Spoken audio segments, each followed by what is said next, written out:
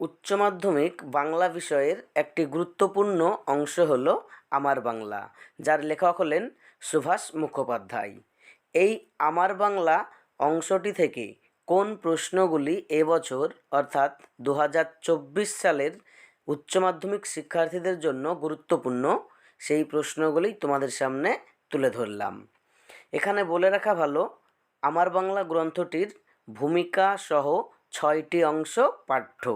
এর মধ্যে 2024 সালের জন্য গুরুত্বপূর্ণ অংশ হচ্ছে গাঢ় পাহাড়ের নিচে, মেঘের গায়ে জেলখানা এবং হাত বাড়াও।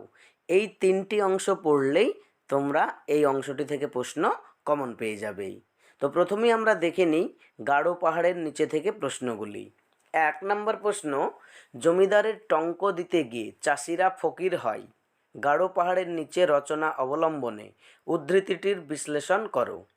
অথবা চাষিরা প্রচুর পরিমাণে ফসল উৎপন্ন করলেও তাদের জীবনে শান্তি ছিল না, কেন? তা গাঢ় পাহাড়ের নিচে রচনা অবলম্বনে লেখো। 2 নম্বর প্রশ্ন, গাঢ় পাহাড়ের নিচে যারা বসবাস করে তাদের জীবনযাত্রার সংক্ষিপ্ত বর্ণনা দাও। 3, তাই প্রজারা বিদ্রোহী হয়ে উঠল। প্রজারা বিদ্রোহী হয়ে উঠেছিল কেন? কে তাদের বিদ্রোহে নেতৃত্ব দিয়েছিলেন? 4, জঙ্গলে যখন আগুন লাগে তখন হয় মজা। কোন জঙ্গলে, কখন, কেন আগুন লাগানো হয়? তাতে মজা হয় কেন? এই 4টে প্রশ্ন এই অংশটি থেকে গুরুত্বপূর্ণ। এবারে আমরা দেখে নিই যে ছাতির বদলে হাতি, এখান থেকে একটি প্রশ্ন আমি রেখেছি। চেংমানের মাথায় আকাশ ভেঙে পড়ে। চেংমানকে, কেন তার মাথায় আকাশ ভেঙে পড়েছিল? অথবা প্রশ্নটি এইভাবে আসতে পারে, 25-30 বছর আগেকার কথা, 25-30 বছর আগেকার কাহিনীটি বিবৃত করো। এবার আমরা দেখে নিই কলের কলকাতা অংশটি। হঠাৎ একদিন কেঁপে উঠল কলের কলকাতা। কলকাতার ক্ষেপে ওঠা বলতে কি বোঝানো হয়েছে? কলকাতার ক্ষেপে ওঠার ফল কি হয়েছিল? এবার আমরা দেখে নিই মেঘের গায়ে জেলখানা অংশটি। 1 নম্বর, জেলখানাটা পাহাড়ের 3 তলার সমান একটা হাঁটুর উপর। কোন জেলখানা? সেখানে সাধারণ কয়েদিদের উপর কী রকম অত্যাচার করা হতো? 2, মেঘের গায়ে জেলখানা রচনা অবলম্বনে সাধুচরণ ও মুস্তাফার জীবন কাহিনী বর্ণনা করো।